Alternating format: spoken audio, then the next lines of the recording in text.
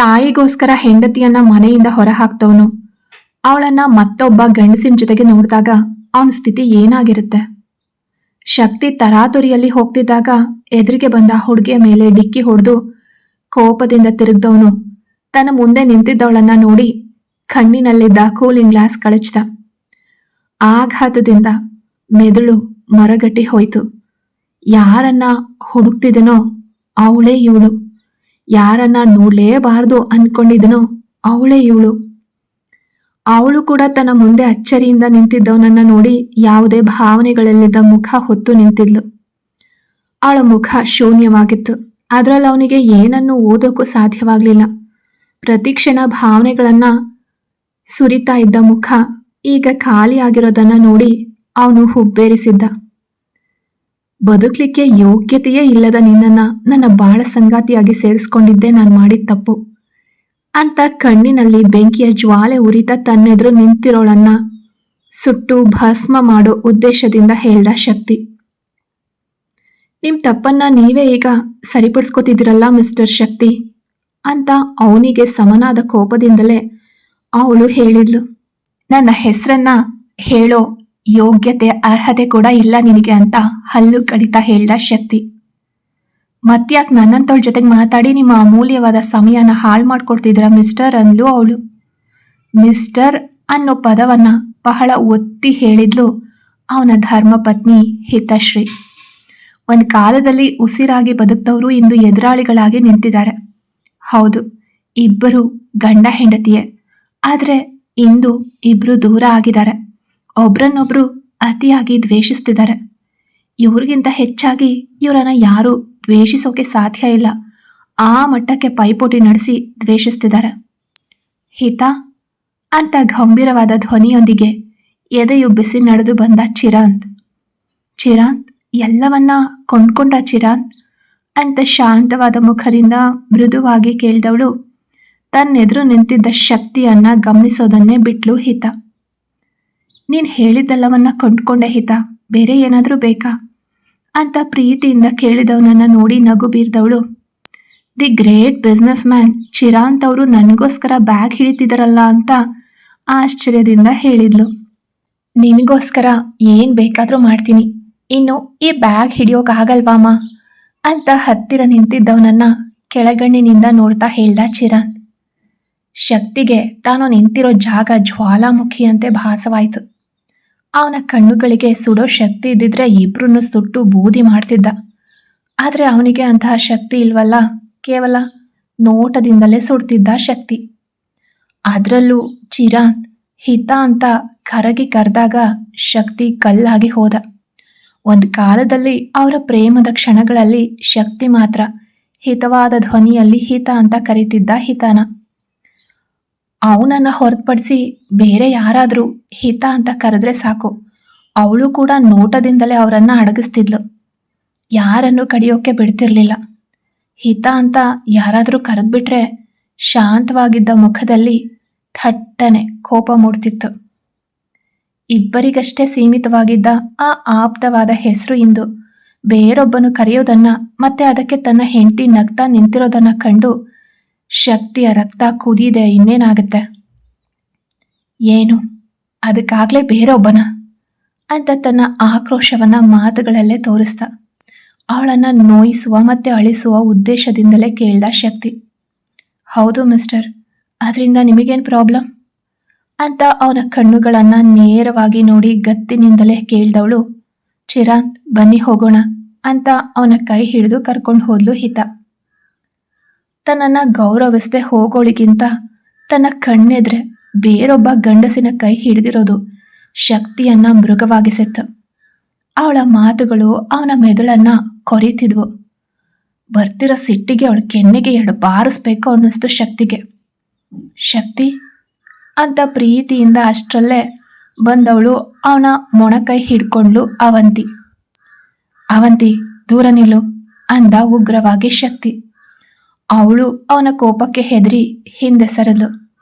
ಚೆನ್ನಾಗೇ ಇದ್ನಲ್ಲ, ಅಷ್ಟರಲ್ಲೇ ಏನಾಯ್ತು ಇವನಿಗೆ ಅಂತ ಯೋಚಿಸ್ತಾ ಶಕ್ತಿ ನೋಡ್ತಾ ಇದ್ದ ದಿಕ್ಕಿನ ಕಡೆಗೆ ನೋಡಿದ್ಲು ಅವಂತಿ. ಅಷ್ಟರಲ್ಲಿ ಹಿತ ಹೊರಟು ಹೋಗಿದ್ಲು. ಶಕ್ತಿ ಅಲ್ಲೇ ನೋಡ್ತಿದ್ಯಾ ಅಂತ ದೂರ ನಿಂತ್ಕೊಂಡೇ ಕೇಳಿದ್ಲು ಅವಂತಿ. ಅವಳನ್ನೇ ನೋಡ್ತಿದ್ದೆ ಅಂದ ಶಕ್ತಿ. ಅವಂತಿ ಮನಸ್ಸು ಚುರುಕ್ಕಂದಿತ್ತು. ಯಾರನ್ನ ನೋಡ್ದೆ ಶಕ್ತಿ ಅಂತ ಮಾತು ತಡವರಿಸ್ತಾ ಕೇಳಿದ್ಲು. ಒಳಗೊಳಗೆ ಒಂದು ನಡ್ಕ ಇತ್ತು, ಅದು ಅವಳೇ ಆಗಿರಬಾರ್ದು ಅಂತ. ಮತ್ಯಾರು? ನನ್ನ ಹೆಂಡ್ತಿನೇ, ಅದು ಬೇರೊಬ್ಬನ ಜೊತೆಗೆ ನೋಡಿದೆ. ಅವನು ಇವಳು ಅಂಟ್ಕೊಂಡಿರೋದೇನು, ಕುಶಲತೆಯಿಂದ ಇರೋದೇನು, ಬರ್ತಿರೋ ಆಕ್ರೋಶಗಳನ್ನು ಎಳ್ಕೊಂಡು ಹೋಗ್ಬೇಕು ಅನ್ನಿಸ್ತಿದೆ ಅಂತ. ಅದು ಪಬ್ಲಿಕ್ ಪ್ಲೇಸ್ ಅನ್ನೋದು ಕಾರಣಕ್ಕೆ ತನ್ನ ಆಕ್ರೋಶವನ್ನ ಹತ್ತಿಕ್ಕಿ ಹಲ್ಲು ಕಡಿತಾ ಹೇಳ್ದವನು ತಾನು ಹೇಳಿದ ಮಾತುಗಳನ್ನು ಗಮನಿಸೋದನ್ನು ಕೂಡ ಮರೆತು ನನ್ನ ಹೆಂಡ್ತಿ ಅಂತ ಅಧಿಕಾರದಿಂದ ಹೇಳಿದ್ದ. ಶಕ್ತಿ, ಏನು ಹೇಳ್ತಿದ್ಯಾ? ನೀನು ಹೆಂಡ್ತಿನ? ಅವಳು ನಿನ್ನ ಮಾಜಿ ಹೆಂಡ್ತಿ, ಅದು ಈಗ ಬೇರೊಬ್ಬನ ಜೊತೆಗಿದ್ದಾಳೆ ಅಂತ ತಾನೇ ಹೇಳಿದೆ ಅಂತ ಅವಂತಿ ಗದ್ರಿಸ್ತಾ ಕೇಳಿದಾಗ ಶಕ್ತಿ ತನ್ನ ಹಣೆಯನ್ನು ನೇವರಿಸ್ತಾ, ಗೊತ್ತಿಲ್ಲದೆ ಹೇಳಿಬಿಟ್ಟೆ. ನನಗೆ ಹೆಂಡ್ತಿ ಆಗೋಕೆ ಅವಳಿಗೆ ಸ್ವಲ್ಪ ಕೂಡ ಅರ್ಹತೆ ಇಲ್ಲ ಅಂತ ಬಾಯಿ ಹೇಳಿದ್ರು. ಅವನ ಮನಸ್ಸು ಮಾತ್ರ ಅವಳು ಚಿರಾಂತ್ನನ್ನು ಮುಟ್ಟಿದ್ರ ಬಗ್ಗೆಯೇ ಸುಳಿತಾಡ್ತಾ ಇತ್ತು. ಸರಿ ಬಾ ಹೋಗೋಣ ಅಂದವನು ಮಿಂಚಿನ ವೇಗದಲ್ಲಿ ನಡೆದು ಹೋದ ಶಕ್ತಿ. ಗಂಭೀರವಾಗಿ ನಡೆದು ಹೋಗೋ ಶಕ್ತಿನ ಮೆಚ್ಚದ ಕಣ್ಣುಗಳೇ ಇಲ್ಲ. ಅವನ ಜೊತೆಗೆ ಒಂದೇ ಒಂದು ಬಾರಿ ಮಾತಾಡಬೇಕು ಅಂತ ಹಮ್ಮಲಿಸದ ಹೆಣ್ಣು ಮಕ್ಕಳು ಇಲ್ಲ. ಈಗಲೂ ಅವನನ್ನ ಹೆಣ್ಣು ಮಕ್ಕಳಿಂದ ಹಿಡಿದು ಗಂಡಸರವರೆಗೆ ಆಸೆಯಿಂದ ನೋಡ್ತಾ ನಿಂತಿದ್ರು ಶಕ್ತಿ ಮಾತ್ರ ಯಾವುದನ್ನು ಗಮನಿಸದೆ ಹೋದ. ಅವಂತಿ ಬೇರೆ ಚಿಂತೆಯಲ್ಲಿದ್ದ ಕಾರಣ ಅಲ್ಲಿ ಅವನ ಮೇಲೆ ಕಣ್ಣು ಹಾಕ್ತಿದ್ದ ಹೆಣ್ಮಕ್ಳನ್ನ ಅವಳು ಕೂಡ ಗಮನಿಸ್ತಿಲ್ಲ. ಶಕ್ತಿ ಕಾರ್ ಹತ್ರ ಬಂದವನೇ, ಅವಂತಿ ನೀನು ಬೇರೆ ಕಾರ್ ತರಿಸ್ಕೊಂಡು ಹೋಗು, ನಂಗೆ ಕೆಲಸ ಇದೆ ಅಂದವನು ತನ್ನ ಕಾರ್ನಲ್ಲಿ ಕುತ್ಕೊಂಡ. ಅವನ ಕಣ್ಸನ್ನೆಯಲ್ಲೇ ಡ್ರೈವರ್ ಕಾರು ಚಲಾಯಿಸಿದ್ರು. ಶರತ್, ನೀನು ಅವಳನ್ನ ನೋಡ್ದೆ ತಾನೆ? ಡ್ರೈವರ್ ಪಕ್ಕದಲ್ಲಿದ್ದ ಶರತ್ ಬೆವರ್ತಾ ಗುಟುಕುನುಂದ. ನೋಡ್ದೆ ಸರ್ ಅಂದ. ಅವಳ ಜೊತೆಗಿದ್ದವನ ಸಂಪೂರ್ಣ ಮಾಹಿತಿ ಬೇಕು ನನಗೆ ಅಂತ ಆರ್ಡರ್ ಮಾಡಿದವನ ಮೆದುಳು ನನಗಿಂತ ಅವನು ಯಾವ ರೀತಿಲಿ ಶ್ರೇಷ್ಠವಾದ ವ್ಯಕ್ತಿ ಅನ್ನೋ ಪ್ರಶ್ನೆಯಲ್ಲೇ ಇತ್ತು. ಅವಳನ್ನು ಬೇಡ ಅಂತ ಹೇಳ್ದವನು ಇವನೇ. ಸುರಿಯೋ ಮಳೆಯಲ್ಲಿ ಮಧ್ಯರಾತ್ರಿಲಿ ಅವಳ ಜುಟ್ಟು ಹಿಡಿದು ಎಳೆದು ತಂದು ಹೊರಗಡೆ ಹಾಕ್ತವನು ಇವನೇ ತಾನೆ. ಎಲ್ಲಿ ಹೋದ್ಲು, ಹೇಗಿದ್ದಾಳೆ ಅನ್ನೋ ಬಗ್ಗೆ ಸ್ವಲ್ಪ ಕೂಡ ಕಾಳಜಿ ಇಲ್ಲದೆ ಮುಂದಿನ ಮದುವೆಗೆ ರೆಡಿಯಾದವನು ಈಗ ಯಾಕೆ ಅವಳ ಬಗ್ಗೆ ವಿಚಾರಿಸ್ಬೇಕು? ಅವಳು ಯಾರ ಜೊತೆಗಿದ್ರೆ ಇವನಿಗೇನು? ಶರತ್ ಕೆಲವು ಕ್ಷಣಗಳಲ್ಲಿ ಅವನ ಜಾತಕವನ್ನೇ ಜಾಲಾಡ್ದ. ಸರ್, ಅವನ ಹೆಸರು ಚಿರಾಂತ್, ಕರ್ನಾಟಕದವನೇ, ಆದರೆ ಅವರ ಕುಟುಂಬ ನಾರ್ತ್ ಇಂಡಿಯಾದಲ್ಲಿ ಸೆಟಲ್ ಆಗಿದೆ. ನಮ್ಮಂತೆಯೇ ಕನ್ಸ್ಟ್ರಕ್ಷನ್ ಬಿಸ್ನೆಸ್ ಮಾಡ್ತಾರೆ. ಈಗ ಸೌತ್ ಇಂಡಿಯಾದಲ್ಲಿ ಕಳೆದ 3 ತಿಂಗಳಿಂದ ಇದ್ದಾರೆ. ಅವನ ತಂದೆ ತಾಯಿ ತೀರ್ಕೊಂಡಿದ್ದಾರೆ. ಚಿರಾಂತ್ ಒಬ್ಬ ಪಕ್ಕ ಪ್ಲೇ ಬಾಯ್. ತಿಂಗಳಿಗೊಬ್ಬ ಹುಡುಗಿ ಜೊತೆಗೆ ಲಿವಿಂಗ್ನಲ್ಲಿ ಇರ್ತಾನೆ. ಆದರೆ ಅದು ಹಾಗಲ್ಲ. ಹುಡುಗಿಯರ ಮೆಡಿಕಲ್ ಸರ್ಟಿಫಿಕೇಟ್ ಸರಿಯಾಗಿದ್ದರೆ ಅವ್ರ ಜೊತೆಗೆ ಕಾಂಟ್ಯಾಕ್ಟ್ ಮಾಡಿಕೊಂಡು 1 ತಿಂಗಳು ಇರ್ತಾನೆ. ಅದಕ್ಕಿಂತ ಒಂದಿನವೂ ಹೆಚ್ಚಿಗೆ ಇರೋದಿಲ್ಲ. ಈವರೆಗೆ ಯಾರ ಜೊತೆಯೂ 1 ತಿಂಗಳು ಪೂರ್ತಿ ಇದ್ದಿದ್ದೇ ಇಲ್ಲ. ಹೆಚ್ಚು ಅಂದರೆ 15 ದಿನ ಮಾತ್ರ. ಆದರೆ ಈಗ ಹಾಗಲ್ಲ. ಚಿರಾಂತ್ ಪೂರ್ತಿ ಬದಲಾಗಿದ್ದಾನೆ. ಅದಕ್ಕೆ ಕಾರಣ ಅವನ ಹೆಂಡತಿ ಅಂತ. ಅದಕ್ಕೆ ಮೇಲೆ ಮಾತಾಡೋಕೆ ಸಾಧ್ಯ ಆಗದೆ ಶರತ್ ನಿಲ್ಲಿಸ್ದ. ಹೆಂಡತಿ ಯಾರು ಅಂತ ಹೇಳಿದ್ರೆ ಕಾರಿನಿಂದ ಹೊರಗೆ ತಳ್ಳಬಹುದು ಅನ್ನೋ ಭಯದಿಂದ. ಅದಾದ್ಮೇಲೆ ಏನು ಹೇಳು ಅಂತ ದೌಡೆ ಬಿಗಿ ಹಿಡಿದು ಕೇಳಿದ ಶಕ್ತಿಯ ಕೈಗಳು ತನ್ನ ಕೋಪವನ್ನು ಹತ್ತಿಕ್ಕೋಕೆ ಬಿಗಿಯಾಗಿದ್ವು. ಚಿರಾಂತ್ ಬಗ್ಗೆ ಇತ್ತೀಚೆಗೆ ಒಂದು ಪತ್ರಿಕೆಯಲ್ಲಿ ಆರ್ಟಿಕಲ್ ಬಂದಿದೆ ಸರ್, ನೀವೇ ಓದ್ ನೋಡಿ ಅಂತ ಐಪ್ಯಾಡ್ ನೀಡಿದವನು ರಸ್ತೆಯನ್ನು ನೋಡ್ತಾ ಕೂತ್ಕೊಂಡ ಶರತ್. ಶಕ್ತಿ ಮನಸ್ಸಿಲ್ದಿದ್ರು ಅದನ್ನು ಓದೋಕೆ ಶುರು ಮಾಡ್ದ. ಉತ್ತರ ಭಾರತದ dream boy, successful business man, ಇದುವರೆಗೆ ನಡೆಸ್ತಾ ಇದ್ದ ಪ್ಲೇ ಬಾಯ್ ಜೀವನದಿಂದ ನಿವೃತ್ತಿ ಪಡೆದು ಇದ್ದಕ್ಕಿದ್ದಂತೆ ರಹಸ್ಯವಾಗಿ ಮದುವೆ ಮಾಡ್ಕೊಂಡಿದ್ದಾರೆ. ಅವರ ಮದುವೆ ಹೇಗೆ ರಹಸ್ಯವಾಗಿ ನಡೀತೋ ಹಾಗೆಯೇ ಹೆಂಡತಿ ಮತ್ತು ಮಗುವನ್ನು ರಹಸ್ಯವಾಗಿ ಇಟ್ಟಿದ್ದಾರೆ. ಈ ಹೆಣ್ಣು ಕೂಡ ಚಿರಾಂತ್ ಬಳಿ ಇರೋ ಹಣಕ್ಕಾಗಿ ಬಂದವಳ ಸತ್ಯ ಗೊತ್ತಿಲ್ಲ. ಆದರೆ ಇಬ್ಬರು ಸಂತೋಷವಾಗಿದ್ದಾರೆ. ಅವರ ಬದುಕಿನ ಗುರುತಾಗಿ ಅವರಿಗೆ ಒಂದು ಮುದ್ದಾದ ಹೆಣ್ಮಗು ಇದೆ. ಚಿರಾಂತ್ ತನ್ನ ಹೆಂಡತಿಯ ಹೆರಿಗೆ ಸಮಯದಲ್ಲಿ ಅವ್ರ ಜೊತೆಗೆ ಇದ್ದು ತಾಯಿಯಂತೆ ನೋಡ್ಕೊಂಡಿದ್ದಾರೆ. ಪ್ಲೇ ಬಾಯ್ ಒಳಗಡೆ ಇಂತಹ ಪ್ರೇಮನ? ಈ ಸಂಬಂಧವಾದರೂ ಕೊನೆವರೆಗೆ ಇರಲಿ. ಒಂದು ಮುಖ್ಯ ಮಾಹಿತಿ ಏನು ಅಂದರೆ ಅವರ ಹೆಂಡತಿ ಕರ್ನಾಟಕದವರು. ಚಿರಾನ್ ತನ್ನ ಹೆಂಡತಿಯ ಆಸೆಯಂತೆ ಕರ್ನಾಟಕಕ್ಕೆ ಹೋಗಿ ಸೆಟಲ್ ಆಗಲಿದ್ದಾರೆ. ಅವರ ಕುಟುಂಬದ ಫೋಟೋ ಸಿಕ್ಕ ತಕ್ಷಣ ಅಪ್ಡೇಟ್ ಮಾಡ್ತೀವಿ ಅಂತಿತ್ತು ಅದರಲ್ಲಿ. ಅದನ್ನೆಲ್ಲ ಓದಿ ಮುಗಿಸಿದವನು ಕಾರ್ ವಿಂಡೋ ಇಳಿಸಿ ಐಪ್ಯಾಡ್ ಹೊರಗಡೆ ಎಸ್ದ ಶಕ್ತಿ. ಎಸಿ ತಂಪನ್ನು ಮೀರಿ ಕಾರ್ನಲ್ಲಿ ಬಿಸಿ ಗಾಳಿ ಬೀಸ್ತಿತ್ತು. ಶಕ್ತಿ ಕೋಪದಿಂದ, ಶರತ್ ಮತ್ತೆ ಡ್ರೈವರ್ ಭಯದಿಂದ ನಡುಗ್ತಿದ್ರು. ಕಣ್ಣು ಕೆಂಪಾಗಿ ಕೂತಿರೋನು ಸಿಡಿದ್ರೆ ಬಹಳ ಅಪಾಯ ಅಂತ ಶರತ್ ಎಲ್ಲ ದೇವರುಗಳನ್ನ ಕೂಡ ಪ್ರಾರ್ಥಿಸ್ತಿದ್ದ. ಅಷ್ಟರಲ್ಲೇ ಒಳ್ಳೆ ಕಾಲಕ್ಕೆ ಕಂಪ್ನಿ ಕೂಡ ಬಂದ್ಬಿಡ್ತು. ಶರತ್ ಅವಸರವಾಗಿ ಕಾರ್ ಡೋರ್ ತೆರೆದು ಕೆಳಗಡೆ ಇಳಿದ. ಅದೇ ಸ್ಪೀಡ್ನಲ್ಲಿ ಶಕ್ತಿ ಕೂತಿದ್ದ ಕಡೆಯ ಡೋರ್ ತೆರೆದಾಗ ಕೋಪ ಅನ್ನೋ ರಾಕ್ಷಸನ ಆವೇಶದಲ್ಲಿ ಶಕ್ತಿ ದೊಡ್ಡ ಹೆಜ್ಜೆ ಇಡ್ತಾ ತನ್ನ ರೂಮ್ ಕಡೆಗೆ ಹೋದ. ಆದರೆ ಶರತ್ ಶಕ್ತಿಯನ್ನ ಹಿಂಬಾಲಿಸ್ಲಿಲ್ಲ. ಅವ್ರ ಹಿಂದೆ ಹೋಗಿ ಏಟ್ ತಿನ್ನೋದು ಬೇಡ, ನಾವು ಸುಮ್ಮನೆ ನಮ್ಮ ಕೆಲಸ ನೋಡೋಣ ಅಂತ ಅಲ್ಲಿಂದ ಓಡ್ ಹೋದ. ಶಕ್ತಿ ತನ್ನ ರೂಮ್ ಒಳಗಡೆ ನುಗ್ದವನೇ ಕುರ್ಚಿಯನ್ನ ಕಾಲಿನಿಂದ ಒದ್ದ. ಮೈಯಲ್ಲೆಲ್ಲ ಕುದಿಯೋ ದ್ರವ ಸುರಿದಂತಾಗಿ ಆಕ್ರೋಶದಿಂದ ತತ್ತರಿಸ್ದ. ನಿನಗೆಷ್ಟು ಧೈರ್ಯ, ನನ್ನ ಮುಂದೆಯೇ ಅವನನ್ನ ಮುಟ್ಟಿ ಮಾತಾಡಿಸ್ತೀಯ, ಅವನ ನೋಡಿ ನಗ್ತೀಯ. ಅವನೊಬ್ಬ ಹೆಣ್ಣು ಬಾಕ ಅಂತ ಗೊತ್ತಿದ್ದು ನೀನು ಅವನ ಜೊತೆಗಿದೀಯ ಅಂದ್ರೆ ಅವನ ಹಣಕ್ಕಾಗಿಯೇ ತಾನೇ ನೀನು ಇರೋದವನ ಜೊತೆಗೆ. ನನ್ನ ಹತ್ರ ಇರೋ ಹಣಕ್ಕಿಂತ ಹೆಚ್ಚಾಗಿ ಅವನ ಹತ್ರ ಇದೆಯಾ? ತೋರಿಸ್ಬಿಟ್ಟಿಯಲ್ಲ ನಿನ್ ಬುದ್ಧಿನ. ಛೇ, ಹೋಗಿ ಹೋಗಿ ನಿನ್ನನ್ನು ಅಷ್ಟೊಂದು ಗಾಢವಾಗಿ ಪ್ರೀತಿಸಿದ್ನಲ್ಲ, ನೆನಪಿಸ್ಕೊಂಡ್ರೆ ಅಸಹ್ಯ ಆಗ್ತಿದೆ. ನನ್ನ ಬಗ್ಗೆ ನನಗೆ ಅಸಹ್ಯ ಆಗ್ತಿದೆ. ನಿನಗೆ ಮಗು ಬೇರೆ ಇದೆಯಾ? ನನ್ನನ್ನು ಬಿಟ್ಟು ಹೋದ ತಕ್ಷಣ ಇವನನ್ನು ಹಿಡ್ಕೊಂಡ್ಬಿಟ್ಯಾ? ಇವನ ಜೊತೆಗೆ ಎಷ್ಟು ದಿನ ಇರ್ತೀಯ? ಆ ನೀಚ ನಿನ್ನ ಜೊತೆಗೆ ಎಷ್ಟು ದಿನದ ಕಾಂಟ್ರಾಕ್ಟ್ ಮಾಡ್ಕೊಂಡಿದ್ದಾನೆ? ಕಾಂಟ್ರಾಕ್ಟ್ ಮುಗಿದ ತಕ್ಷಣ ನಿನ್ನನ್ನು ಕಸ್ತಂತೆ ಎಸ್ದು ಬಿಡ್ತಾನೆ. ಆ ದಿನಕ್ಕೋಸ್ಕರನೇ ಕಾಯ್ತಿದ್ದೀನಿ ಅಂತ ಅವಳ ಮೇಲಿನ ತೀರದ ಕೋಪವನ್ನ ತನ್ನೊಳಗಡೆ ಬೆಳೆಸ್ಕೊಂಡ ಶಕ್ತಿ. ಈಗಾಗಲೇ ಇಬ್ಬರ ನಡುವೆ ಹಗೆತನದ ಬೆಂಕಿ ಉರಿತಿದ್ರೆ ಅದಕ್ಕೆ ತುಪ್ಪ ಸುರಿಯುವಂತೆ ಮುಂದಿನ ಘಟನೆಗಳು ನಡೀತಿವೆ. ಇತ್ತ ಹಿತ ಅಂತ ಚಿರಾಂತ್ ಮೃದುವಾಗಿ ಕರೆದ. ಹೇಳಿ ಚಿರಾಂತ್ ಅಂದ್ಲು ಅವಳು. ಯಾಕೋಸ್ಕರ ಶಕ್ತಿ ಮುಂದೆ ಆ ರೀತಿ ನಡ್ಕೊಂಡೆ ಅಂತ ಕೇಳ್ದ ಚಿರಾಂತ್. ನಾನು ಅವನಿಗೋಸ್ಕರ ಏನೂ ಮಾಡಲಿಲ್ಲ ಚಿರಾಂತ್, ಎಲ್ಲವೂ ನಾರ್ಮಲ್ ಆಗಿ ನಡೆದಿದ್ದಷ್ಟೆ, ನಾನಾಗಿ ಏನೂ ಮಾತಾಡಲಿಲ್ಲ ಅಂತ ಕೂಲಾಗಿ ಹೇಳಿದ್ಲು ಹಿತ. ಇಷ್ಟು ಹೊತ್ತಿಗೆ ಅವನು ಬೆಂಕಿ ಉಂಡೆ ನುಂಗಿದವನಂತೆ ಇರ್ತಾನಲ್ವಾ ಅಂದ ಚಿರಾಂತ್. ಅವನು ಹೇಗಿದ್ರು ನನಗೆ ಚಿಂತೆ ಇಲ್ಲ, ಈಗ ಹೋಗಿ ನಾನು ನನ್ನ ಮಗಳನ್ನ ನೋಡ್ತೀನಿ ಅಂತ ಅವಳು ತಿರುಗಿದಾಗ, ಅಕ್ಕ ಅಮ್ಮು ಮಲಗಿದಾಳೆ, ಈಗಷ್ಟೇ ನಿದ್ರೆ ಮಾಡಿಸ್ದೆ, ನೀವಿಬ್ರು ಊಟ ಮಾಡಿ ಅಂದ್ಲು ಅನು. ಚಿರಾಂತ್ ಅನುಳನ್ನ ನೇರವಾಗಿ ನೋಡದೆ ತನ್ನ ರೂಮ್ ಒಳಗಡೆ ಹೋದ. ಅನು ಕೂಡ ಅದನ್ನ ಅಷ್ಟಾಗಿ ತಲೆಗೆ ಹಾಕೊಳ್ಳಿಲ್ಲ. ತನ್ನ ಅಕ್ಕನ ಮುಖ ಬಾಡಿರೋದನ್ನ ಕಂಡು ಅವಳ ಗಲ್ಲ ಹಿಡಿದು ಮುಖ ಮೇಲೆತ್ತಿ ನೋಡ್ತಾ, ಅಕ್ಕ ಯಾಕೆ ನಿನ್ ಮುಖ ಒಂದ್ ರೀತಿ ಇದೆ ಅಂತ ಕೇಳಿದ್ಲು. ಅವನನ್ನ ನೋಡ್ದೆ ಅಂದ್ಲು ಹಿತ ಶೂನ್ಯವಾಗಿ. ತನ್ನ ಗಂಡನ ಬಗ್ಗೆ ಮಾತಾಡಿದ್ರೆ ಸಾಕು, ಮುಖದಲ್ಲಿ ಒಂದ್ ರೀತಿಯ ಉತ್ಸಾಹ ಮತ್ತೆ ನಾಚಿಕೆ ಇರ್ತಿದ್ದ ಅಕ್ಕನ ಮುಖ ಈಗ ಶೂನ್ಯವಾಗಿರೋದನ್ನ ನೋಡಿ ಅವಳು ನೊಂದ್ಕೊಂಡ್ಲು. ಶಕ್ತಿ ಮೇಲೆ ಕೋಪ ಬಂದ್ರು ಅಕ್ಕನ ಮುಂದೆ ಅವನ ಬಗ್ಗೆ ಕೆಟ್ಟಾಗಿ ಮಾತಾಡಬಾರ್ದು ಅಂತ ನಿರ್ಧರಿಸಿದವಳು, ಅಕ್ಕ ಮಾತಾಡಿದ್ರಾ ಅಂತ ಕೇಳಿದ್ಲು. ಹ್ಞೂ, ಸ್ವಲ್ಪವೂ ಅವನು ತನ್ನ ತಪ್ಪನ್ನ ಒಪ್ಕೊಳ್ಳಿಲ್ಲ. ಈಗಲೂ ಹಾಗೆಯೇ ಇದ್ದಾನೆ ಅನು ಅಂದ್ಲು ಹಿತ. ಬಿಡು ಅಕ್ಕ, ನೀನು ನಿನ್ನ ಮಗುವನ್ನ ಮಾತ್ರ ನೋಡು, ಇನ್ನು ಮುಂದೆ ಅವನ ನೋಡಿದ್ರು ಗಮನಿಸ್ಬೇಡ ಅಂದ್ಲು. ಹಾಗೆ ಇರಬೇಕು ಅವನು, ಬೇರೆ ದಾರಿ ಇಲ್ಲ, ಅವನು ಅವಂತಿ ಜೊತೆಗೆ ಬಂದಿದ್ದ ಅಂದ್ಲು ಹಿತ. ಅವರಿಬ್ಬರಿಗೂ ಮದುವೆ ಆಗಿದ್ಯಲ್ಲ, ಮತ್ಯಾಕೆ ನಿನ್ನ ಹತ್ರ ಮಾತಾಡಿ ನಿನಗೆ ನೋವು ಕೊಟ್ಟ ಅಂತ ಕೇಳಿದ್ಲು ಅನು. ಅದರಲ್ಲಿ ಅವನಿಗೆ ಮತ್ತೆ ಅವನ ಕುಟುಂಬಕ್ಕೆ ಒಂದು ಸಂತೋಷ ಅಷ್ಟೆ, ಬೇರೆ ಯಾವುದಕ್ಕೆ ನನ್ನ ಹತ್ರ ಮಾತಾಡ್ತಾನೆ? ನನಗೆ ನೋವು ಕೊಟ್ಟು ಅವನು ನಗಬೇಕು ಅಷ್ಟೇ ಅವನ ಆಸೆ ಅಂತ ಹೇಳಿ ತನ್ನ ಮಗುವಿನ ಬಳಿ ಹೋದ್ಲು ಹಿತ. ಅಕ್ಕನ ಬೆನ್ನನ್ನೇ ದಿಟ್ಟಿಸಿ ನೋಡ್ತಿದ್ದ ಅನುಗೆ ಅಕ್ಕನ ಈ ಬದುಕು ಸಹಿಸೋಕೆ ಸಾಧ್ಯವಾಗಲಿಲ್ಲ.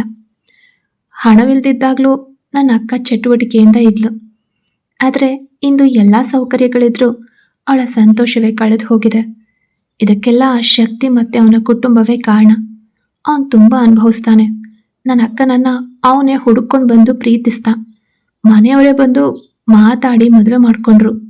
ಕೊನೆಯಲ್ಲಿ ಅವನೇ ಬೇಡ ಅಂತ ಅವಳನ್ನು ಹೊರ ಹಾಕ್ತ. ಛೀ, ಎಂಥ ಮನುಷ್ಯ ಅವನು ಅಂತ ನೆನೆಸ್ಕೊಂಡಷ್ಟು ಅವಳಿಗೆ ಆಕ್ರೋಶ ಉಕ್ಕಿ ಬಂದಿತ್ತು. ಕೆಲ್ಸಕ್ಕೆ ಹೋಗ್ಲಿಲ್ವಾ ನೀನು ಅನ್ನೋ ಚಿರಾಂತ್ನ ಧ್ವನಿ ಕೇಳಿ ಅನು ತಿರುಗಿದ್ಲು. ಆದರೆ ಅಲ್ಲಿ ಯಾರೂ ಇರಲಿಲ್ಲ. ಪ್ರಶ್ನೆ ಕೇಳಿ ಎಲ್ಲಿ ಹೋದ ಈ ಸಿಡುಕ್ ಮುಖ ಅಂದ್ಕೊಂಡ್ಲು ಅನು. ಪಾತ್ರೆಗಳ ಸದ್ದು ಕೇಳಿ ತಿರುಗ್ದವಳು ಹಾ ಬಂದೆ ಅಂದ್ಲು. ಹ್ಞೂ ಊಟ ಮಾಡು ಅಂದವನು ತನ್ಪಾಡಿಗೆ ತಾನು ಊಟ ಮಾಡೋಕೆ ಶುರು ಮಾಡ್ದ ಚಿರಾನ್. ನಾನು ಊಟ ಮಾಡಿದೆ, ನೀವು ಮಾಡಿ ಅಂದ್ಲು ಅನು. ಎತ್ತ ಮತ್ತೊಂದು ಕಡೆ ಅತ್ತೆಮ್ಮ ಅತ್ತೆಮ್ಮ ಅಂತ ಕೂಗ್ತಾ ಅವಂತಿ ಒಳಗಡೆಗೆ ಬಂತು ಶಕುನಿ.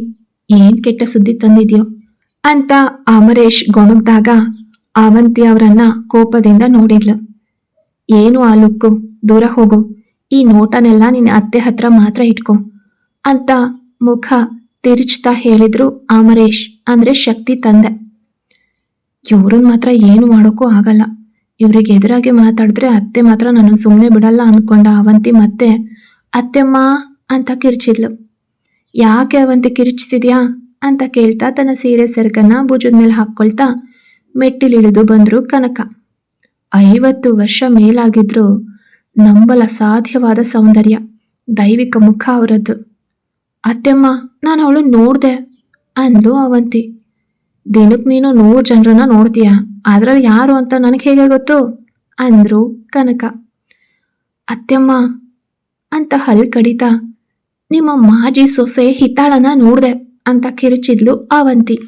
ಹಿತಾಳನ್ ನೋಡಿದ್ಯಾ ಅಂತ ಅಚ್ಚರಿಯಿಂದ ಕಣ್ಣು ಬಿಟ್ರು ಕನಕ. ಹೌದು ಅತ್ತೆಮ್ಮ ಅಂದ್ಲು ಅವಂತಿ.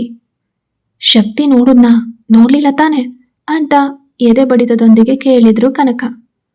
ಮಾತಾಡಿದ್ದಾರೆ, ತುಂಬಾ ಕೋಪದಲ್ಲಿದ್ರು, ಅಷ್ಟೇ ಅಲ್ಲ ಹಿತ ಈಗ ಬೇರೊಬ್ಬನ ಜೊತೆಗಿದ್ದಾಳೆ, ಅವನ ಜೊತೆಗೆ ಬಂದಿದ್ಲು ಅಂದ್ಲು ಅವಂತಿ. ಏನು ಬೇರೊಬ್ಬನ ಜೊತೆಗ ಅಂತ ಕನಕಂಗೆ ನಂಬೋಕ್ ಸಾಧ್ಯ ಆಗ್ಲಿಲ್ಲ. ಯಾಕಂದ್ರೆ ಹಿತಾಳ ಗುಣದ ಬಗ್ಗೆ ಅವ್ರಿಗೆ ತುಂಬಾ ಚೆನ್ನಾಗಿ ತಿಳಿದಿತ್ತು. ಯಾಕೆ ಅಷ್ಟು ಶಾಕ್ ಆಗ್ತೀಯ ಕನಕ, ನನ್ನ ಸೊಸೆ ನಿನ್ನಿಂದ ತಪ್ಪಿಸ್ಕೊಂಡಿದ್ದಾಳೆ. ಇಲ್ಲಿ ಅನುಭವಿಸಿದ ವೇದನೆ ಮತ್ತೆ ನೋವು ಅವಳಿಗೆ ಖಂಡಿತ ಒಂದು ಒಳ್ಳೆ ಬದುಕನ್ನ ಕೊಟ್ಟೆ ಕೊಡುತ್ತೆ. ನೀನು ಮತ್ತೆ ನಿನ್ನ ಮಗ ಹಿತಾಗೇನು ಕಡಿಮೆ ಹಿಂಸೆ ಕೊಟ್ಟಿದ್ದೀರಾ? ಇನ್ಮುಂದಾದ್ರೂ ಹಿತ ಒಳ್ಳೆ ಕುಟುಂಬದಲ್ಲಿ ಒಳ್ಳೆ ಮನುಷ್ಯರ ನಡುವೆ ಸಂತೋಷವಾಗಿರ್ಲಿ. ನಿನಗೆ ಹೊಟ್ಟೆ ಉರಿತಿದ್ಯಾ ಅಂತ ಅಮರೇಶ್ ತಾಳ್ಮೆಯಿಂದಲೇ ಹೇಳಿದ್ರು. ಓ ಹಾಗಾದ್ರೆ ಇದು ಒಳ್ಳೆ ಕುಟುಂಬ ಅಲ್ವಾ, ಇಲ್ಲಿ ಒಳ್ಳೆ ಮನುಷ್ಯರು ಇಲ್ವಾ ಅಂತ ಕನಕ ಸಿಡ್ಕಿದ್ರು. ಅದೇನೋ ಕನಕ, ನನ್ನ ಕಣ್ಣಿಗೆ ಮಾತ್ರ ಒಳ್ಳೆಯವ್ರು ಯಾರೂ ಕಾಣಿಸ್ತಿಲ್ಲ ಅಂತ ಹೇಳಿ ಕನಕ ತನ್ನನ್ನ ನೋಟದಿಂದಲೇ ಸುಡೋ ಮುನ್ನ ಅಲ್ಲಿಂದ ಜಾರ್ಕೊಂಡ್ರು ಅಮರೇಶ್.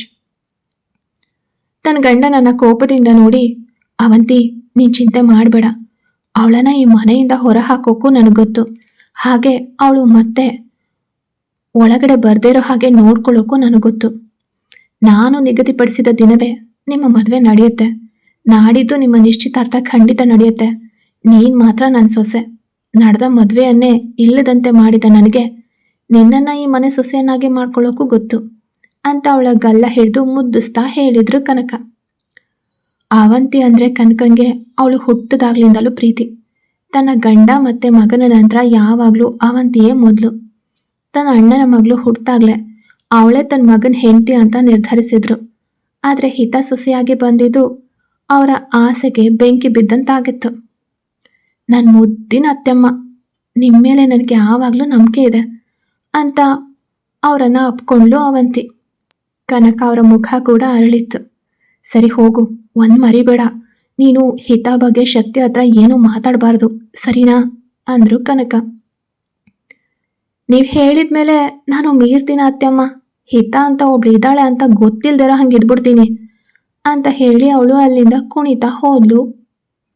ಒಳ್ಳೆ ಹುಡುಗಿ ಅಂತ ಪ್ರೀತಿಯಿಂದ ಗೊಣಕೊಂಡ ಕನಕಳನ್ನ ಅಮರೇಶ್ ಮೇಲಿನಿಂದ ನೋಡ್ತಲೇ ಇದ್ರು.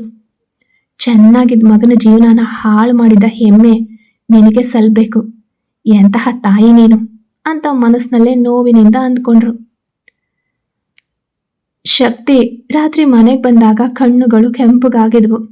ಶರೀರದಲ್ಲಿ ಹರಿಬೇಕಾಗಿರೋ ರಕ್ತ ಎಲ್ಲ ಕಣ್ಣಿನಲ್ಲೇ ತುಂಬಿದಂತಿತ್ತು. ಶಕ್ತಿ ಅಂತ ಕರೆದ್ರು ಕನಕ. ತನ್ನ ಮುಖದಲ್ಲಿದ್ದ ಬಿಗಿತವನ್ನ ಸಡಿಲಗೊಳಿಸಿ, ಅಮ್ಮ ಇವತ್ತು ಸ್ವಲ್ಪ ಸುಸ್ತಾಗಿದೆ, ನಾಳೆ ಬೆಳಗ್ಗೆ ಬಂದು ನಿಮ್ಮನ್ನ ನೋಡ್ತೀನಿ ಅಂದವನು ವೇಗವಾಗಿ ಮೆಟ್ಟಿಲು ಹತ್ತಿ ತನ್ನ ರೂಮ್ ಒಳಗಡೆ ಹೋದ. ಶಕ್ತಿ ಕನಕ ತನ್ನ ಮಗನನ್ನ ನಂಬಿಕೆ ಇಲ್ಲದಂತೆ ನೋಡ್ತಿದ್ರು. ಸಣ್ಣ ವಿಷಯವನ್ನು ಮೊದಲು ನನ್ನ ಹತ್ರ ಹೇಳ್ತಿದ್ದ ಮಗ ಇಂದು ಹಿತಾಳನ್ನ ಭೇಟಿಯಾಗಿದ್ರ ಬಗ್ಗೆ ಹೇಳ್ದೆ ಹೋಗ್ತಿದ್ದಾನಲ್ಲ ಅಂತ ಅಚ್ಚರಿಯಿಂದ ನಿಂತರು.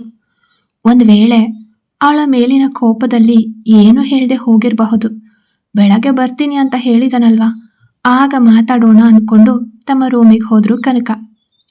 ಅಮರೇಶ್ ಕಿಟಕಿಯ ಬಳಿ ನಿಂತಿರೋದನ್ನ ನೋಡಿದ ಕನಕ, ಅಮರೇಶ್ ಪ್ಲೀಸ್, ಆ ಹಿತಾಗೋಸ್ಕರ ನಮ್ಮಿಬ್ಬರ ನಡುವೆ ಜಗಳ ಬೇಡ. ನಾನೀಗ ಏನನ್ನು ಮಾತಾಡೋ ಸ್ಥಿತಿಯಲ್ಲಿಲ್ಲ ಅಂದ್ರು. ನಿನಗೆ ಅಂತಹ ಆಸೆ ಕೂಡ ಇದೆಯಾ? ನಾನು ನಿನ್ನ ಹತ್ರ ಮಾತಾಡೋಕ್ ನಿಂತಿಲ್ಲ, ನೀನು ಮಲಗು ಅಂತ ಮುಖಕ್ಕೆ ಹೊಡೆದಂತೆ ಹೇಳಿದ್ರು ಅಮರೇಶ್. ಅಷ್ಟೊಂದು ಯೋಚನೆ ಏನು ನಿಮಗೆ ಅಂತ ಕೇಳಿದ್ರು ಕನಕ. ಹಿತಾಳನ್ನ ಎಲ್ಲಿ ಹೋಗಿ ನೋಡೋದು ಅಂತ ಯೋಚಿಸ್ತಿದ್ದೀನಿ ಅಂತ ಹೆಂಡತಿಗೆ ಇಷ್ಟ ಆಗೋದಿಲ್ಲ ಅಂತ ಗೊತ್ತಿದ್ರು ಅಮರೇಶ್ ನೇರವಾಗಿ ಸತ್ಯ ಹೇಳಿದ್ರು. ನಿಮಗೆ ಅಗತ್ಯವಿಲ್ಲದ ಕೆಲಸ ಮಾಡಬೇಡಿ ನೀವು, ನನಗೆ ಇಷ್ಟವಿಲ್ಲದ ಯಾವುದನ್ನು ಮಾಡಬೇಡಿ ನೀವು ಅಂದ್ರು ಕನಕ. ನಿನಗೆ ಇಷ್ಟವಾಗಿದ್ದನ್ನೇ ಮಾಡ್ತಿದ್ದೀನಲ್ವಾ, ದಿನ ಇಡೀ ಅವಂತಿ ಜೊತೆಗೆ ಮಾತಾಡ್ತಿರ್ತೀನಲ್ಲ, ಓಕೆನಾ ಅಂತ ಗಂಡ ಕೇಳಿದ ತೀಕ್ಷ್ಣ ಪ್ರಶ್ನೆಗೆ ಕನಕ ಮರು ಮಾತಾಡದೆ ಹಾಸಿಗೆ ಮೇಲೆ ಮಲಕೊಂಡ್ರು. ಬೆಳಗಾಗುವಾಗಲೇ ಸೂರ್ಯನ ಶಾಖಕ್ಕೆ ಸರಿಸಮನಾದ ಸಿಟ್ಟಿನೊಂದಿಗೆ ಶಕ್ತಿ ಕೂಡ ಎದ್ದು ನೇರವಾಗಿ ಕನ್ನಡಿಯ ಮುಂದೆ ಹೋದವನು ತನ್ನ ಮುಖವನ್ನು ನೋಡ್ತಾ ನಿಂತಿದ್ದ. ಏನೋ ಯೋಚಿಸಿದವನಂತೆ ಗಲ್ಲವನ್ನ ಸವರ್ತಾ ತನ್ನ ಮುಖವನ್ನ ತಿರುಗಿಸಿ ಕನ್ನಡಿಯಲ್ಲಿ ನೋಡ್ಕೊಂಡವನು, ನೀನು ಇಷ್ಟಪಟ್ಟ ಈ ಮುಖವನ್ನ ಇನ್ಮುಂದೆ ನೀನು ದಿನ ನೋಡಬೇಕು, ನೋವಿನಿಂದಲೇ ನೀನು ಸಾಯ್ಬೇಕು ಅಂತ ಅನ್ಕೊಂಡವನು ಟವಲ್ ತಗೊಂಡು ಬಾತ್ರೂಮ್ ಒಳಗಡೆ ಹೋಗಿ ಶವರ್ ಆನ್ ಮಾಡ್ದ. ಅವನ ಮೈ ಮೇಲೆ ನೀರು ಹರಿಯತೊಡಗಿತ್ತು. ಅವನ ಬಲಿಷ್ಠ ದೇಹದ ಮೇಲೆ ನೀರು ಹರಿತಿದ್ದಂತೆ ಗೋಡೆಗೆ ಕೈಯೂರಿ ಕಣ್ಮುಚ್ಚಿ ನಿಂತಿದ್ದ. ನಿನ್ನೆ ಹೆಂಡತಿನ ನೋಡ್ದಾಗ್ಲಿಂದ ಅವನ ಮನಸ್ಸು ಅಲೆದಾಡ್ತಲೇ ಇತ್ತು, ಒಂದ್ ಕಡೆ ಸ್ಥಿರವಾಗಿ ಇರಲಿಲ್ಲ. ಆದರೆ ಅವನಿಗೆ ತಿಳಿಯದಂತೆ ಎದೆಯ ಮೂಲೆಯಲ್ಲಿ ಅವಳನ್ನು ನೋಡಿದ ಸಮಾಧಾನವೊಂದು ಇತ್ತು. ಎದೆ ಏರಿಳಿತಾ ಇದ್ರೆ ಶಕ್ತಿ ಶಕ್ತಿ ಅನ್ನೋ ತಾಯಿಯ ಧ್ವನಿ ಕೇಳಿದೊಡನೆ ವೇಗವಾಗಿ ಟವಲ್ನಿಂದ ಮೈ ಒರೆಸ್ಕೊಂಡು ಬಟ್ಟೆ ಬದಲಿಸೋ ರೂಮಿಗೆ ಹೋದ. ಕೈಗೆ ಸಿಕ್ಕಿದ ಬಟ್ಟೆನ ಹಾಕ್ಕೊಂಡು ಬಂದವನು ದಡಕ್ಕಂತ ಬಾಗ್ಲು ತೆರೆದ. ಅಮ್ಮ ಬನ್ನಿ, ಯಾಕೆ ನೀವು ಮೇಲ್ ಬಂದ್ರಿ? ಇಂಟರ್ಕಾಮ್ನಲ್ಲಿ ಕರಿಬಾರ್ದಿತ್ತಾ ಅಂದ. ನೀನು ಫೋನ್ ಎತ್ತಲೇ ಇಲ್ಲ ಶಕ್ತಿ, ಅದಕ್ಕೆ ನಾನೇ ಬಂದೆ. ನನ್ನ ಮಗನನ್ನ ನೋಡೋಕೆ ಬರಬಾರ್ದಾ ಅಂತ ಮಗನ ಕೈಯಲ್ಲಿದ್ದ ಟವಲ್ ಪಡೆದು ಅವನ ತಲೆಯನ್ನ ಒರೆಸೋಕೆ ಶುರು ಮಾಡಿದ್ರು ಕನಕ. ನಿಮ್ಮನ್ನು ಬರಬೇಡಿ ಅಂತ ಹೇಳೋ ಹಕ್ಕು ನನಗಿಲ್ಲ, ಬನ್ನಿ ಅಂತ ತಾಯಿಯ ಕೈ ಹಿಡಿದು ಕರ್ಕೊಂಡು ಹೋಗಿ ಬೆಡ್ ಮೇಲೆ ಕೂರಿಸ್ತಾ ಶಕ್ತಿ. ಏನು ವಿಷಯ, ಬೆಳಗ್ಗೆ ಬೆಳಗ್ಗೆ ನನ್ನನ್ನು ಹುಡ್ಕೊಂಡು ಬಂದಿದ್ದೀರಾ ಅಂತ ತನ್ನ ತಾಯಿಯ ಬಗ್ಗೆ ಚೆನ್ನಾಗಿ ತಿಳಿದ ಮಗನಾಗಿ ಕೇಳ್ದ. ನಾಳೆ ನೀನು ನಿಶ್ಚಿತಾರ್ಥ ಇದೆ ಶಕ್ತಿ, ನಿನಗೆ ನೆನಪು ಮಾಡಿ ಕೊಡಬೇಕಾಗಿರೋ ಪರಿಸ್ಥಿತಿ ಬಂದಿದೆಯಲ್ಲ ಅಂತ ಸ್ವಲ್ಪ ಕೋಪದಿಂದಲೇ ಹೇಳಿದ್ರು ಕನಕ. ಓ ನಾಳೆ ನೀನಾ ಅಂತ ಕೇಳ್ದ ಶಕ್ತಿ. ನಾಳೆನೇ, ನಾಳೆ ಸಂಜೆ ಅಂತ ಮಗನ ಮುಖ ನೋಡ್ತಾ ಒತ್ತಿ ಹೇಳಿದ್ರು ಕನಕ. ಇದಕ್ಕಿಂತ ಮೊದಲು ನೀನು ಇಷ್ಟಕ್ಕೆ ಬಿಟ್ಟು ಇಂದು ಒಂಟಿಯಾಗಿ ನಿಂತಿದ್ಯಾ. ನಿನ್ನನ್ನು ಈ ಸ್ಥಿತಿಯಲ್ಲಿ ನೋಡೋಕೆ ನಮ್ಗೆ ಆಗ್ತಿಲ್ಲ. ನಮಗೆ ನೀನೊಬ್ಬನೇ ಮಗ ಶಕ್ತಿ, ನೀನು ಸಂತೋಷವಾಗಿರಬೇಕು, ಸಂಸಾರ ಹೂಡಬೇಕು ಅನ್ನೋ ಆಸೆ ನಮಗಿರಲ್ವಾ ಅಂತ ಅವರು ಭಾವುಕರಾದಾಗ ಶಕ್ತಿಯ ಮನಸ್ಸು ಕಲ್ಲಾಯಿತು. ಅವಳು ಮಾತ್ರ ನನ್ನ ಜೊತೆಗೆ ಸರಿಯಾಗಿ ಬದುಕಿದ್ರೆ ಅಮ್ಮ ಅಳ್ತಿರ್ಲಿಲ್ಲ, ನನ್ನನ್ನೇ ಬಿಟ್ಟು ಓಡ್ ಹೋದ್ಲು, ಅವಳಿಂದಲೇ ಅಮ್ಮ ಅಳ್ತಿದ್ದಾರೆ ಅಂತ ಹಿತ ಮೇಲೆಯೇ ದೋಷ ಹೊರಿಸ್ದ. ಅಮ್ಮ ನೀವು ಎಲ್ಲ ತಯಾರಿ ಮಾಡಿ, ನಾಳೆ ನನ್ನ ನಿಶ್ಚಿತಾರ್ಥ ನಡೆಯುತ್ತೆ ಅಂದ.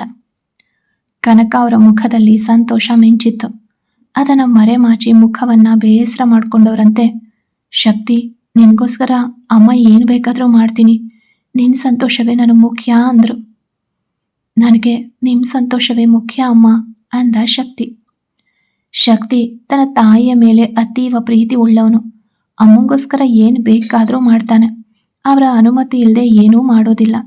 ಆದರೆ ಇದೇ ತಾಯಿ ಅತಿಯಾದ ಪ್ರೀತಿಯಿಂದಲೇ ಹೆಂಡತಿಯನ್ನು ಕಳ್ಕೊಂಡು ಅದಕ್ಕೆ ಕಾರಣ ಕೂಡ ತಿಳಿದೆ ಇಂದು ಒಬ್ಬಂಟಿಯಾಗಿದ್ದಾನೆ ಶಕ್ತಿ. ಇಂದು ತನಗೆ ಬೇಕಾದ ಎಲ್ಲವನ್ನ ಆರಿಸಿ ಆರಿಸಿ ಆಯ್ಕೆ ಮಾಡ್ದ. ಕೈಗೆ ವಾಚ್ ಕಟ್ಕೊಂಡು ತನ್ನನ್ನು ಕನ್ನಡಿಯಲ್ಲಿ ನೋಡ್ತಾ ತೃಪ್ತಿಪಟ್ಟ. ತುಟಿಯಂಚಲ್ಲಿ ಒಂದು ಸಣ್ಣ ನಗು ಇತ್ತು. ಬರ್ತೀನಿರು, ಕಾಲಿನ ಮುಳ್ಳಿನಂತೆ ನನ್ನನ್ನು ನೋಡಿ ನೀನು ಒದ್ದಾಡಬೇಕು ಅಂತ ಕನ್ನಡಿಯಲ್ಲಿ ಕಂಡ ತನ್ನ ಬಿಂಬಕ್ಕೆ ಹೇಳ್ಕೊಂಡ.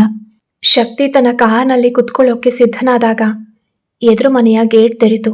ಹಲವು ವರ್ಷಗಳಿಂದ ಮುಚ್ಚಿದ ಮನೆಗೆ ಈಗ ಯಾರು ಬರ್ತಿದ್ದಾರೆ ಅಂತ ಯೋಚಿಸ್ತಾ ತನ್ನ ಕಾರ್ ಸ್ಟಾರ್ಟ್ ಮಾಡಿಕೊಂಡು ಹೊರಟ ಶಕ್ತಿ ಹೋದ 5 ನಿಮಿಷಕ್ಕೆ ಚಿರಾಂತ್ ಕಾರು ಆ ಮನೆಯೊಳಗಡೆ ಬಂದಿತ್ತು. ಚಿರಾಂತ್ ಇಳಿದೊಡನೆ ಅನು ಕೂಡ ಇಳಿದ್ಲು. ಈಗ ಕೆಲ್ಸದವ್ರು ಬರ್ತಾರೆ, ನೀನು ಜೊತೆಗಿದ್ದು ನೋಡ್ಕೊ ಅಂದ ಚಿರಾಂತ್. ಅನು ಆ ಮನೆಯನ್ನೇ ನೋಡ್ತಾ ನಿಂತವಳು ಈ ಮನೆನೇ ಅಂತ ಅಕ್ಕಂಗೆ ಗೊತ್ತಾ ಅಂತ ಸಂಕೋಚದ ಧ್ವನಿಯಲ್ಲಿ ಕೇಳಿದ್ಲು. ಗೊತ್ತಿಲ್ಲ, ಹೊಸ ಮನೆಗೆ ಹೋಗ್ತಿದೀವಿ ಅಂತ ಮಾತ್ರ ಹೇಳಿದ್ದೆ ಅಂದ ಚಿರಾಂತ್. ಎದುರಿಗೆ ಅವನ ಮನೆ ಇದೆಯಲ್ಲ ಅನ್ಲು ಅನು. ಗೊತ್ತು, ಹಿತ ಹತ್ರ ನಾನು ಮಾತಾಡ್ತೀನಿ, ನೀನು ಕೆಲ್ಸದವ್ರು ಬಂದಮೇಲೆ ಕೆಲಸ ಹಂಚ್ಕೊಡು, ಇವತ್ತು ಸಂಜೆ ನಾವಿಲ್ಲಿಗೆ ಬರಬೇಕು ಅಂದ ಚಿರಾಂತ್. ಮನಸ್ಸಿಲ್ದಿದ್ರು ಅನು ತಲೆ ಆಡ್ಸಿದ್ಲು. ಅಕ್ಕನನ್ನ ದೂರ ಕರ್ಕೊಂಡು ಹೋಗೋಕೆ ಅವಳು ಬಯಸಿದ್ಲು. ಎಲ್ಲಿಗೆ ಬರಬಾರ್ದು ಅಂದ್ಕೊಂಡಿದ್ಲೋ ಚಿರಾಂತ್ ಅಲ್ಲಿಗೆ ಕರ್ಕೊಂಡು ಬಂದಿದ್ದು ಅವಳಿಗೆ ಇಷ್ಟ ಆಗಲಿಲ್ಲ. ಆದರೆ ಚಿರಾಂತ್ ಜೊತೆಗೆ ಹೆಚ್ಚು ಮಾತಾಡೋ ಅಭ್ಯಾಸವಿಲ್ಲದ ಕಾರಣ ಸುಮ್ಮನೆ ರೂಮ್ ಒಳಗಡೆ ಹೋದ್ಲು ಅನು. ಇತ್ತ ಚಿರಾಂತ್ ತಿರುಗಿ ಶಕ್ತಿ ಮನೆಯನ್ನ ನೋಡ್ದ. ಒಂದು ವಜ್ರವನ್ನ ಕಳ್ಕೊಂಡಿದ್ಯಾ ನೀನು, ಕಳ್ಕೊಂಡಿದ್ದು ವಜ್ರ ಅಂತ ನಿನಗೆ ಕನಿಷ್ಠ ಜ್ಞಾನವೂ ಇಲ್ಲ ಅಂತ ಬೇಸರದಿಂದ ಅನ್ಕೊಂಡ ಚಿರಾಂತ್.